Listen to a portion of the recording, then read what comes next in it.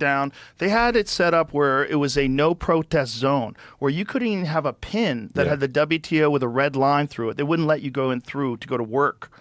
So you couldn't protest. You couldn't exercise your First Amendment rights. Yep. You couldn't even like have a peaceful protest, a fucking sticker on your car. You couldn't have that. It's crazy. It is crazy.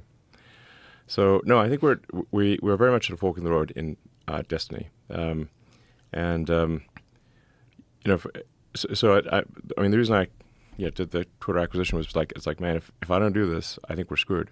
Is the issue? Well, if you didn't do it, no one else was going to do it because it wasn't a financial winner. It was kind of a crazy move. It's a crazy move. I mean, the thing was way overpriced,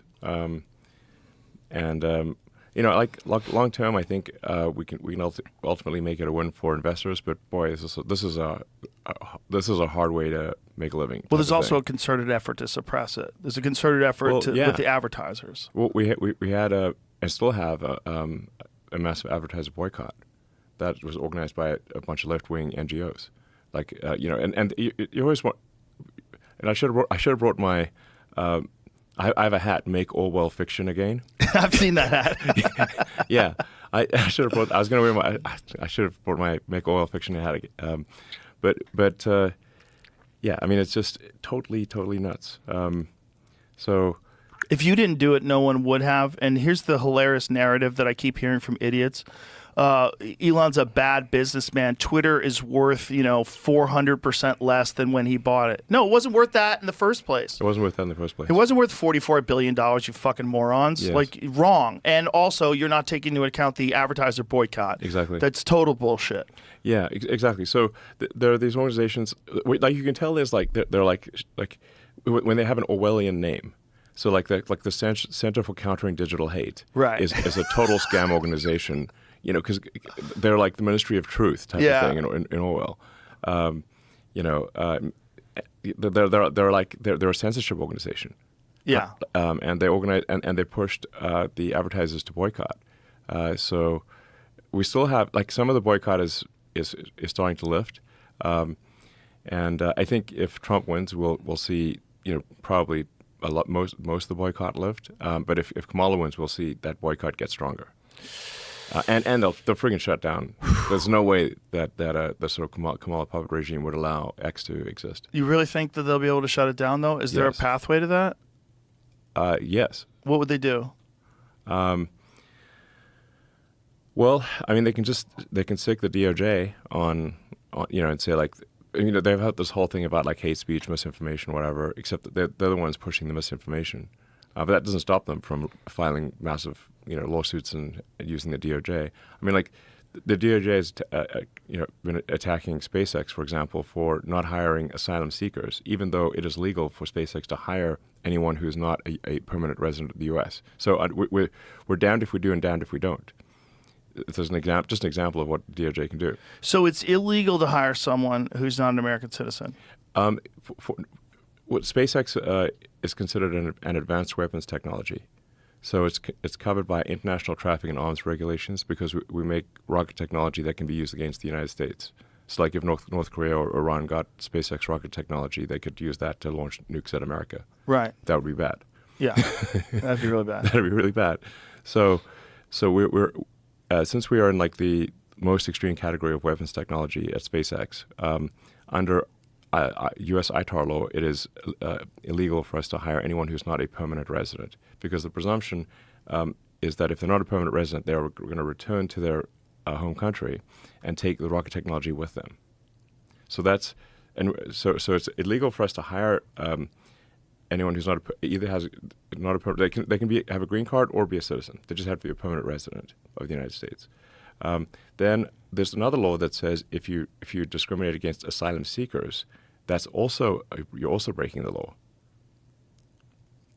So the DOJ can only do a small number of big lawsuits every year. They launched a giant lawsuit against SpaceX, saying that SpaceX discriminated against asylum seekers, and we're like, but it's illegal for us to hire anyone who's not a permanent resident.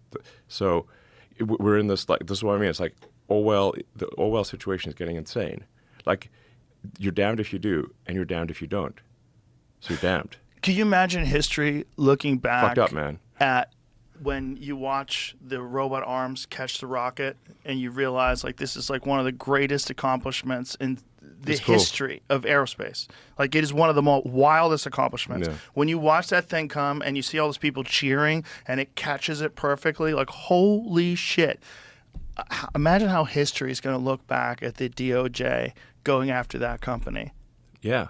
How insane it is. Big lawsuit with an army of lawyers. Like this was not like some minor thing. But it doesn't even make any sense Doesn't make any logically. sense. Like how can it even get brought to court if it's illegal? That's exactly.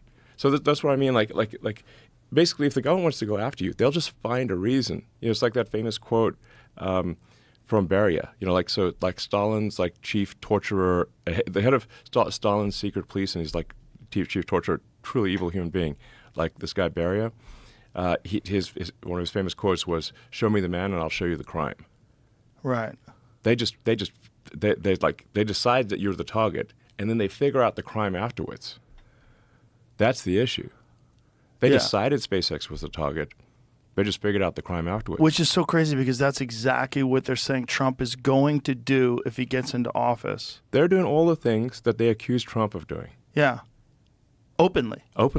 Yeah. I mean, the sheer number of hoaxes that the Democratic Party is pushing over and over again. And it's like, look, I understand like politicians are going to, exaggerate. They're going to misspeak, and they'll tell occasional, untruths, whatever. That's how it is in politics.